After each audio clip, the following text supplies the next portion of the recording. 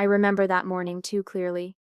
Coffee in one hand, bag slung on my shoulder. Just another day of spreadsheets and deadlines.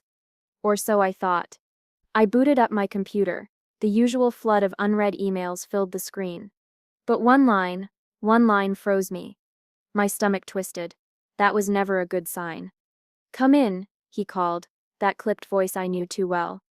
I stepped inside. He didn't look up right away, just kept typing, like I wasn't even worth his attention.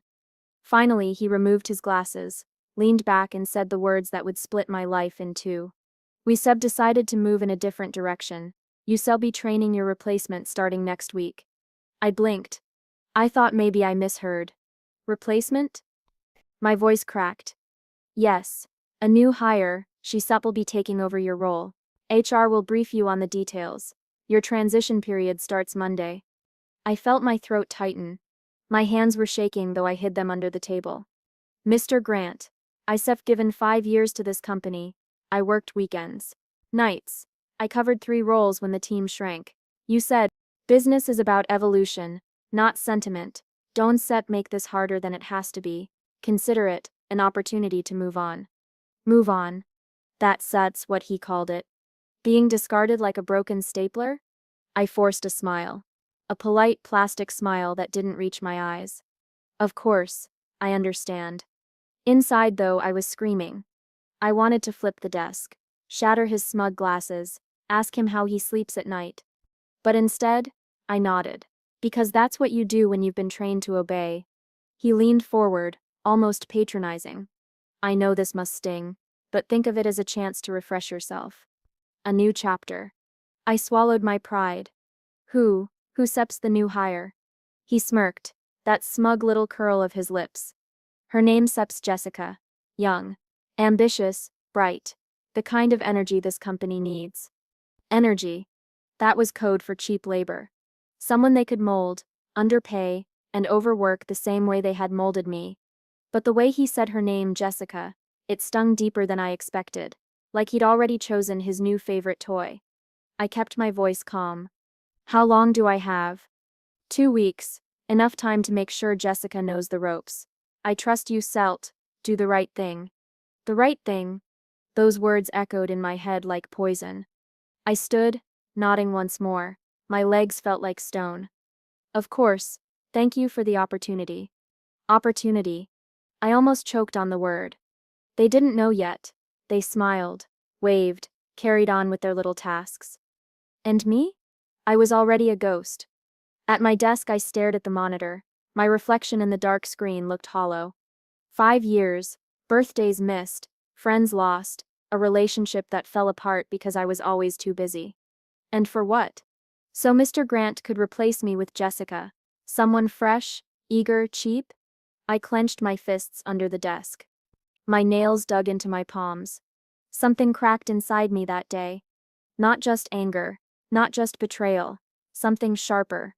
A voice whispering, "This isn't the end, this is the beginning." I pulled up the email again, reread the words. Cold, formal, like a death notice for my career. But beneath the humiliation, a storm brewed. They thought I'd go quietly. They thought I'd train Jessica, hand over everything, and walk away like a good little soldier. But they were wrong. Dead wrong. That was the email that changed everything. The day they threw me away was the day I stopped playing by their rules. And Mr. Grant? He had no idea the kind of storm he had just unleashed. Her name was Lila. Fresh out of college, bright-eyed, nervous smile. Clutching a notepad like it was armor.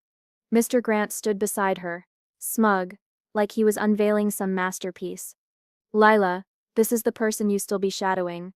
They still show you everything you need to know. Think of it as your personal guide." Guide. No. Executioner. I forced a smile. My lips cracked with the effort. "Welcome, Lila. I guess I shall be showing you the ropes." Her eyes lit up, full of admiration. "Thank you. I'm so excited to learn. This place feels huge. Honestly, a little intimidating." I nodded. It's dull gets smaller once you know your way around.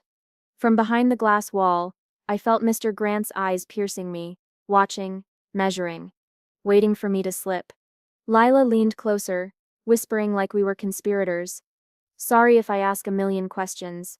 I just really don't want to mess up. I managed a chuckle. Hollow. Ask away. That's what I seem here for. Inside, bitterness burned. Every word I spoke trained her to take my place. Every answer I gave dug my own grave deeper. She followed me to my desk. Her notepad flipped open, pen ready like a soldier preparing for war. So, what's the first thing I should know? She asked. I sighed, then began. Emails, this inbox. It still drown you if you stir not careful. Prioritize like this. She scribbled furiously, nodding with every word. I kept glancing at Mr. Grant's office. He sat there, hands folded, pretending to work, but his gaze never left us. Like a puppet master watching his marionettes. Lisup's voice broke my thoughts. Wow, Yusuf really mastered this. Did it take you long to get comfortable here? I looked at her. So innocent, so eager. She didn't know she was standing on my grave. 5 years, I said quietly. 5 years of trial and error, of late nights, of fixing mistakes no one else wanted to own. Her eyes widened. 5 years. That's incredible. You must really love it here. Love? I almost laughed. I used to, I muttered. She tilted her head. What do you mean? Before I could answer, Mr. Grant's voice cut through the glass. Everything okay out there? I turned, forcing another smile. Perfectly fine. Leela grinned. He seems really supportive. Supportive. That word made bile rise in my throat. I leaned closer. Tell me something, Leela. Did he mention me? Before today? She blinked, caught off guard. Just that you're amazing at what you do, that I be lucky to learn from you. A laugh escaped me. Sharp, bitter. Lucky, right. She shifted uncomfortably. Did I say something wrong? I softened. Her guilt was too raw, too genuine. No, not at all. You fine. You didn't do anything. And she hadn't. That was the cruel part. She was just a pawn. But the pawn was still replacing the king. Hours passed like that. Her questions, my answers. Her wide-eyed gratitude, my hollow patience. And always Mr. Grant's shadow behind the glass, watching, smirking. At one point, Lele leaned closer, voice trembling with sincerity. I really hope I can make him proud. I just want to prove myself. Something inside me snapped. Proud, I whispered.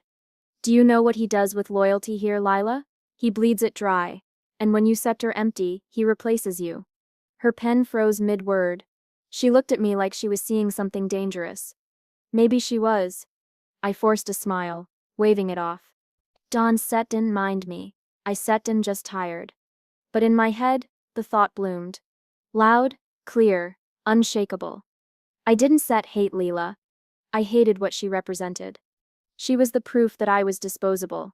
She was the knife Mr. Grant had chosen to stab me with. And as she jotted another note, eager and oblivious, I realized something. I didn't have to train her well. I could twist the rules. I could mislead, confuse, plant traps in the very lessons she thought would save her. She would think I was helping her. But really, I be building her downfall. From his glass throne, Mr. Grant smirked at me again, waiting for me to break. But I didn't break. I smiled back. Because that's when the thought first entered my mind. The thought that would change everything. I locked myself in the bathroom stall. The chipped paint on the door stared back at me, mocking me. My hands wouldn't stop shaking. Everyone thought I was strong. The one who always had answers. The one who could handle anything. But right then, I wasn't strong.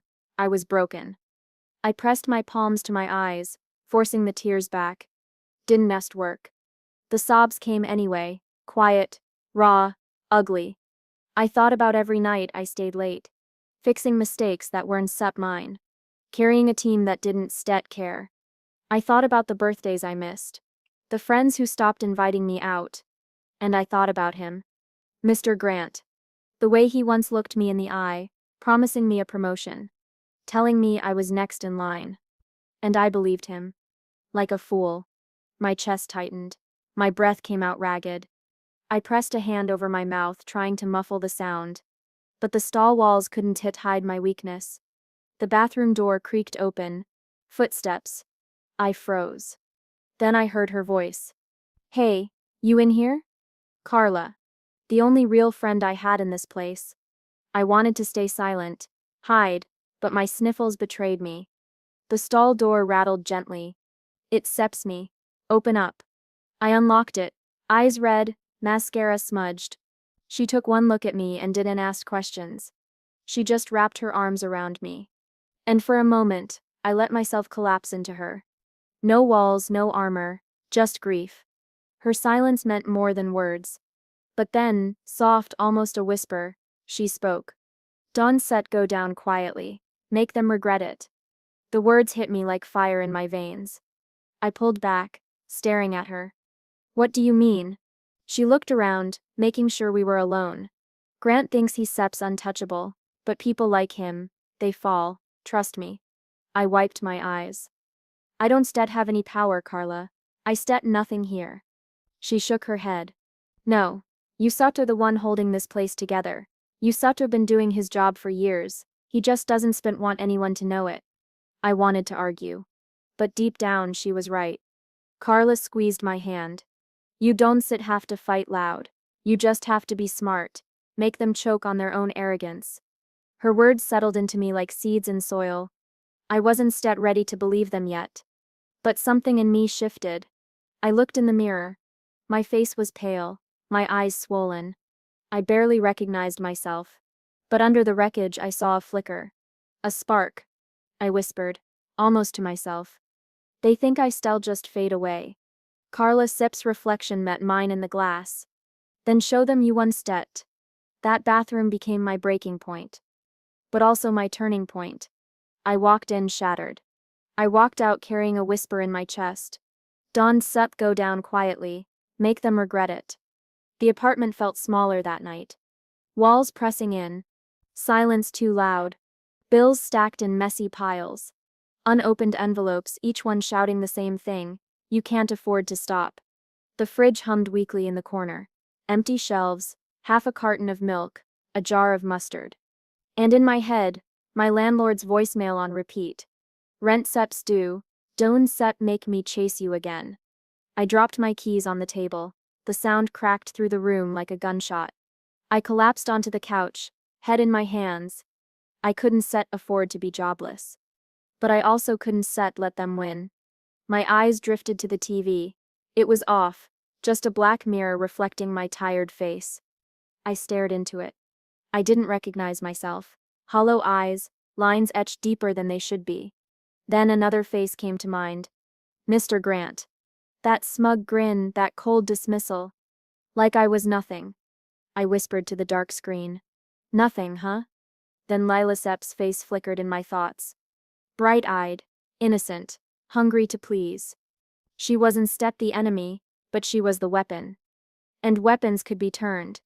Carla Sep's words echoed next.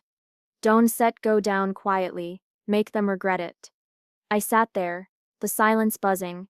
And something shifted. The sadness didn't vanish. But it hardened. Into resolve. I leaned forward, voice steady this time. If they want me to train her, I train her my way. I let the words hang there, heavy in the air. That was the first time I admitted it out loud. I wasn't just going to leave. I was going to burn the ground behind me. I thought of every formula, every hidden trick in the spreadsheets. Every shortcut I had built, every system only I understood. To Lila it would look like I was helping. But underneath, I be planting traps. Little landmines waiting to explode. I thought about Mr. Grant watching from his glass office. Me smiling, Leela scribbling notes. And neither of them knowing I was rewriting the rules. I whispered again, to my reflection in the TV. They never see it coming. The idea didn't form all at once. It was instead a lightning strike. It was a vine. Slow, patient, curling around every thought, every breath. At first it felt small. A secret seed tucked inside me. But I knew it would grow. I picked up a bill from the table, crumpled it in my hand. Rent, utilities, groceries. All chains tying me down. But this plan? This plan was freedom. For the first time in weeks, I didn't feel powerless. I felt dangerous. I looked at the reflection again, eyes sharper this time. They wanted me to disappear. Instead, I shall be the ghost that haunts them. That night, the decision was made. I didn't plan revenge in one stroke. I fed it, nurtured it. Like a vine, it wrapped tighter each day. And soon it wouldn't just choke the life out of me. "Good morning," she chirped, clutching her notebook like it was a lifeline. Her smile was too pure, too trusting. I forced mine to match. "Morning, Leela. Ready for another lesson?" She nodded eagerly. "Always. I slept so lucky to have you guiding me." Lucky. If only she knew. Every day became a performance. I wore a mask, smiling, patient, encouraging. She thought I was her mentor. But really, I was her executioner. "Let me show you a trick," I told her one afternoon, leaning closer to her screen. "This formula looks complicated, but if you swap these two variables, it still save you time." She scribbled furiously in her notebook. "Wow, really? That step's amazing." I smiled. Except the formula only worked halfway. It would collapse the moment pressure hit. "Another day," I whispered. "Always copy these numbers manually. Never trust the system." She nodded, obedient. But copying them manually meant hours wasted. Errors inevitable. She didn't question me, not once. Every poison tip I planted, she absorbed with gratitude. And every time she said, "Thank you, you're the best," my anger hardened into steel. I was instead angry at her. Not really. But she was the canvas. And I painted my revenge on her trust. From his glass office, Mr. Grant barely noticed. Too busy congratulating himself on his vision. One afternoon, Leela frowned at her screen. "These numbers, they say, are not balancing." What did I do wrong? I leaned over, scanning the mess I had engineered. "Don't worry," I said smoothly. "Happens to everyone. Try it like this instead." She sighed with relief. "You stir such a lifesaver." A lifesaver. I almost laughed. The irony was delicious. The more mistakes she made, the more she ran to me. And the deeper she dug herself into the pit I had built. I watched her handwriting fill page after page of that little notebook. Every lesson carefully recorded. Every trap disguised as wisdom. Her gratitude was endless. Her trust absolute. And my satisfaction? Dark, quiet, addictive. One morning she looked up from her notes. "Can I ask you something?" I forced a kind smile. "Of course." "Why are you so patient with me? I mean, you don't have to be. Most people would get frustrated." My throat tightened. She didn't see it, the cruelty hidden in my calm. I whispered, almost too softly. "Patience pays off in the end." She beamed. "That's such good advice. I shall remember that." I turned away so she wouldn't see the shadow crossing my face. Patience wasn't advice. It was a weapon. By the end of the week, the cracks were showing. Reports didn't add up. Deadlines slipped. Colleagues frowned when they passed her desk. And Mr. Grant? He called her in with that same fake encouragement he once gave me. "Don't worry. Mistakes are normal at first," I heard him say. "You shall get the hang of it." I stood nearby, listening. His voice was dripping with false warmth. And I almost smiled. Because while he comforted her, he didn't see the truth. That his golden new hire was already collapsing under the weight of my lessons. That night, I replayed her words in my head. "Why are you so patient with me?" If only she knew. My patience wasn't kindness. It was the slow tightening of a noose. Every "thank you," she whispered, was another knot. Every smile she gave me was another turn of the rope. And when it finally snapped tight, she wouldn't be the only one choking. Mr. Grant would be right there with her. It started small. A wrong number in a client report. Just a single digit. But single digits ruin entire deals. "Wait. What?" "But I copied it exactly the way you said," Lila whispered, eyes wide, panic rushing across her face. I leaned over her desk, scanning the mess I'd planted. I frowned, pretending to double-check. "That's strange. Don't worry, everyone makes mistakes." She bit her lip. "But I swear I did it exactly like you showed me." I touched her notebook lightly. "And that's why I near. To guide you. It seps fine. She nodded, but I saw it. The first crack. Hairline, barely visible, but spreading. Then came the scheduling error. An important client. Wrong time zone. Wrong hour. The meeting was lost. Lee Sup's voice shook. Oh God. They sup furious. I don't understand. I followed the procedure you gave me. I tilted my head, my voice soft, calm. Hey, it happens. You shall learn. But behind me I felt it. The shift. Mr. Grant's smile wasn't as wide. His laugh didn't last as long. He started watching her closer. And every time his eyes narrowed, I felt a dark satisfaction burn in my chest. But not everyone bought my performance. Carla. She lingered too long when Lila came running to me with her notebook. She frowned when she saw me whispering shortcuts at her desk. Carla wasn't instead naive. She was too sharp. Too observant. One afternoon, she cornered me in the break room. Hey. Her voice was low, firm. I didn't look up from pouring my coffee. Yeah? Her eyes drilled into me. What are you doing? I gave her the smallest smile. Making coffee. Don't play dumb. She stepped closer, lowering her voice to a blade's edge. Lila Sep's not stupid. She Sep's desperate. And you, she paused, her jaw tight. You Sep feeding her bad information. I finally looked up. Met her stare. Held it. My voice barely a whisper. Surviving. She flinched, just slightly. Then shook her head. You start playing with fire. I smiled again, softer this time. Then let's see who gets burned. That night I replayed her words. You start feeding her bad information. She was right. But the part she didn't understand was why. This was instead about Leela. This was about Mr. Grant. And every mistake she made chipped away at his genius facade. The next morning, another crack. Layla rushed to me, notebook open, shaking hands. Look, I did everything you said, but the system rejected my report. Again. I furrowed my brow. Strange, maybe you missed a step? Her voice broke. No, I didn't step. I wrote down every word you told me. Tears swam in her eyes. And for just a flicker, guilt stabbed at me.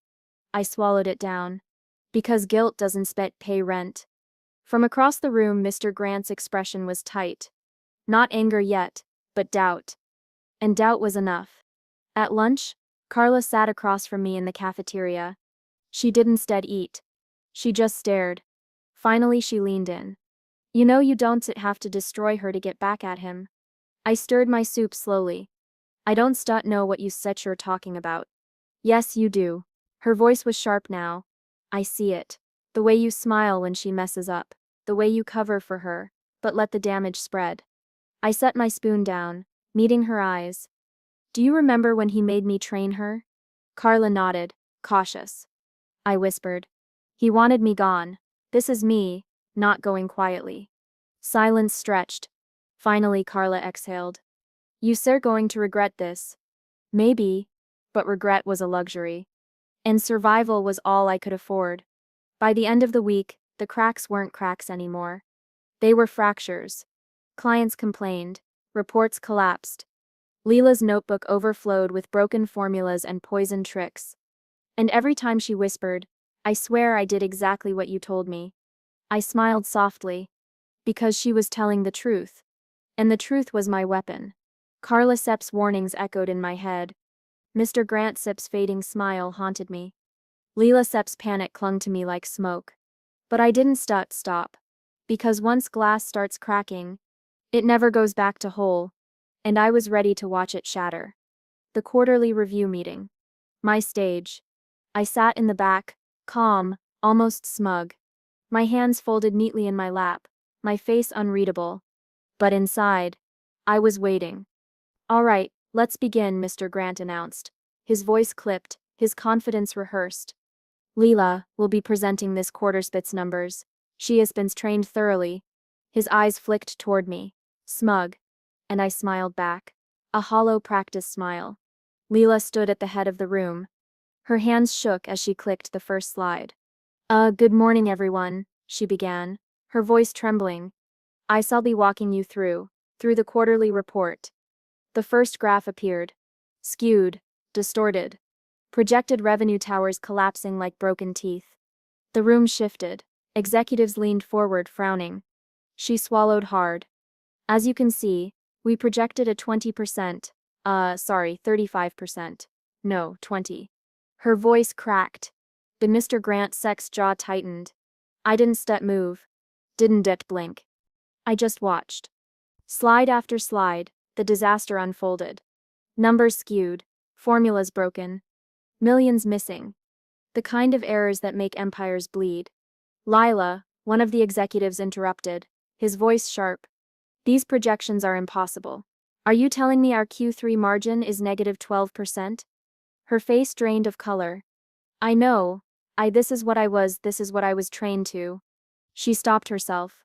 Too late. The whispers began. She looked at me. Her eyes begging. Help me, they said without words. But my face stayed steady. Calm. Unflinching.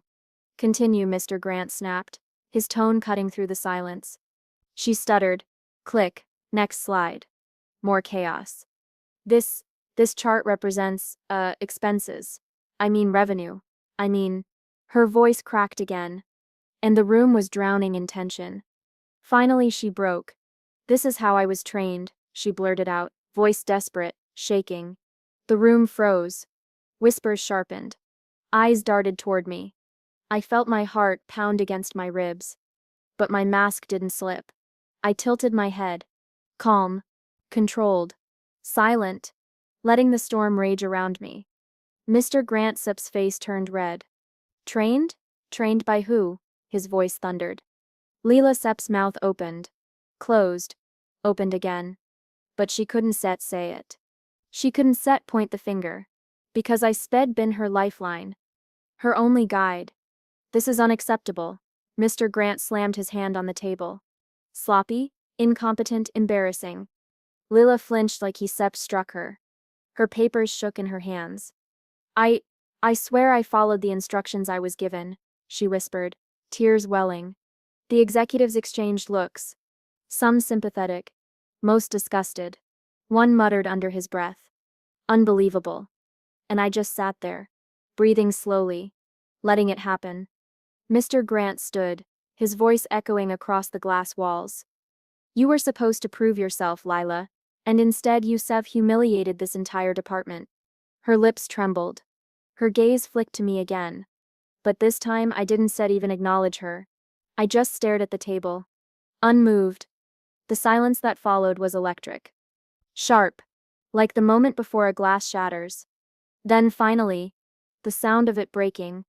Get out, Mr. Grant barked. You're done here. Lila gasped. Wait, what? Please. Just let me. Out, his voice roared. Her notebook slipped from her trembling hands, pages scattering like feathers on the floor. She ran from the room, eyes wet, cheeks burning with humiliation. The door slammed shut behind her. And just like that, the scapegoat was gone. Mr. Grant turned back to the room, forcing composure. We'll fix this. Let's move forward. But his voice shook. His certainty cracked. I leaned back in my chair. Silent. Composed. And for the first time, I felt it. The balance of power shifting. No one questioned me. No one accused me. No one even looked my way. Mr. Grant Sepp's fury was aimed at her. Not me. And the delicious truth lingered in my chest like wine. She hadn't lied. She had been trained. By me. That was the moment my revenge sprouted from seed to bloom. A flower of silence, guilt, and twisted justice. And as the whispers of the executives filled the room, I sat there, calm. Because the cracks I'd planted had finally split the glass wide open. The aftermath was brutal. I heard it before I saw it. Leela's muffled crying in the bathroom. When I pushed the door open, the sound hit harder. She was slumped against the sink, mascara streaks down her cheeks, hands trembling. Why, she whispered to herself. Why can I get anything right?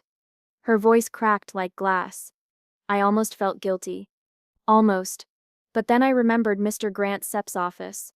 His smug grin. His voice when he said the words, replaceable. And the guilt? It evaporated. Whispers spread through the office like wildfire. Did you see her screw up the numbers? Grant really hired her to take over? Unbelievable. Every corner I passed carried fragments of her failure. But the target was instead endily her. Mr. Grant Sipp's reputation was cracking too. One executive muttered near the elevators, not realizing I was behind him. Grant Sipp's judgment is slipping. First he gets rid of loyal staff, then this mess, makes you wonder. I wanted to laugh.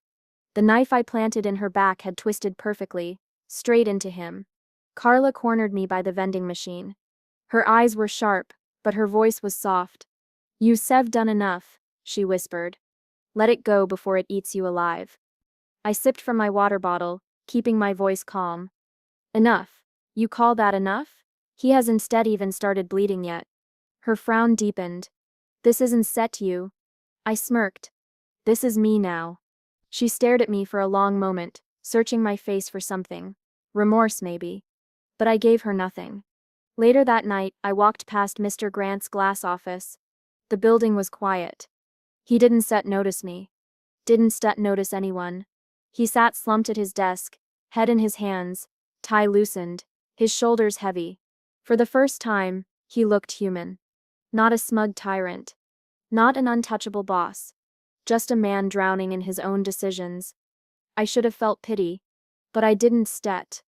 I smiled. Because this was only the beginning.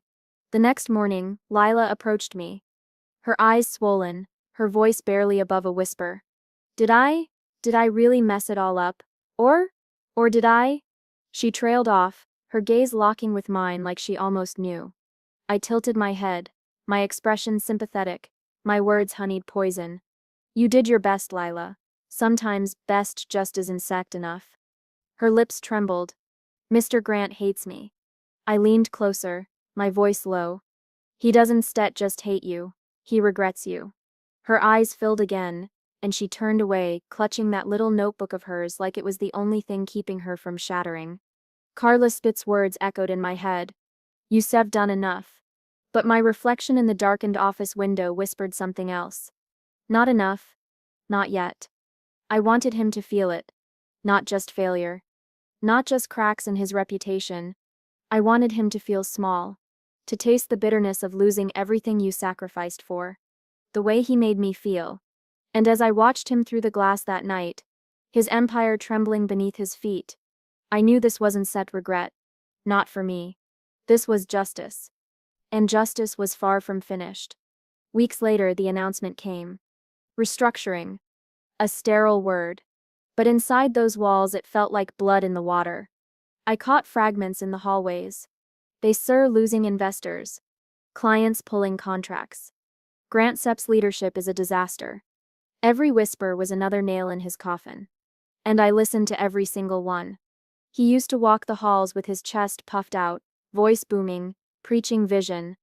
Now, I saw him shrink. His once commanding tone cracked into excuses. It's the market, it's temporary, just a shift in strategy. Nobody bought it. Nobody cared. Then came the summons. His office. One last time. I stepped inside. The man who once called me replaceable sat slouched behind his desk. Papers scattered, tie loose, hands trembling. His voice didn't roar this time. It shook. You could told me, he said. Lila wasn't ready. You knew she wasn't ready. I let the silence stretch. Let him squirm. Then I spoke. You could told me I wasn't disposable. His lips parted but no sound came. Just silence. Heavy, endless. That silence was everything I'd been waiting for. He knew. He finally knew. The realization painted across his face like defeat. For the first time, I didn't see a boss. I saw a broken man staring at the wreckage of his kingdom. I leaned in, my voice low. You built your empire on people like me. But you forgot empires crumble from the inside. He swallowed hard. No argument. No power left. Just shame. When I walked out of his office, I didn't look back. I didn't need to. The echo of his silence followed me down the hall. Days later the announcement hit. Effective immediately. Mr. Grant has resigned. Resigned. humiliated, forgotten. The same man who once stood untouchable, now erased like he was never there. I stood outside that building for the last time. The glass windows reflected a version of me I barely recognized. Not their victim, not their scapegoat, but the ghost of their downfall. And ghosts? We don't fade. We haunt. I didn't stay. The company was a sinking ship, and I refused to go down with it. I walked out of that building with my head high, shoulders straight, and a calm that surprised even me. Weeks later, I stepped into a new office. Smaller firm, kinder people, fewer glass walls, fewer fake smiles. Welcome, my new boss said, extending a hand. We're lucky to have you. For the first time in months, I believed it. I looked around the room. Computers hummed softly. Coffee brewed in the corner. No whispers about mistakes. No eyes measuring my worth. Just work. And respect. Carla was the first to call me. Hey, she said, voice warm. How sups the ghost haunting new territory? I chuckled. Different city, same fire. She laughed softly, but there was caution in her eyes. You've done enough, you know. Time to live now. I leaned back in my chair, letting her words sink in. Living, yes, I said. But I've not done yet. She smiled, knowing exactly what I meant. Evenings were mine. I sat on my balcony, city lights stretching endlessly. The wind carried freedom across my skin. I could finally breathe. Revenge had instead healed me, not fully. But it had freed me. I thought of Mr. Grant. The empire he'd built on fear and arrogance. Lila, a cautionary tale whispered in office corridors. Carla, my anchor, my compass. And me? I carried scars, yes. Sharp reminders of betrayal and late nights. But also a fire. A fire that reminded me. I was never disposable. I was unforgettable. The next day, I met my team. Let's review the project, my new boss said. I smiled. Of course, here sits what I've been working on. No sabotage, no hidden agendas. Just me. And for the first time, it felt enough. Carla dropped by my office unexpectedly. You look lighter, she said. And alive, she added softly. I leaned back, glancing at the skyline. Because I am alive, and not theirs anymore. She nodded, understanding without words. At night, alone on my balcony, I traced the lights below. The city moved fast.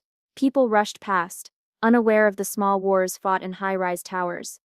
But I knew the price of silence, of patience, of fire. And I also knew my own worth. Some scars never fade. But some lessons?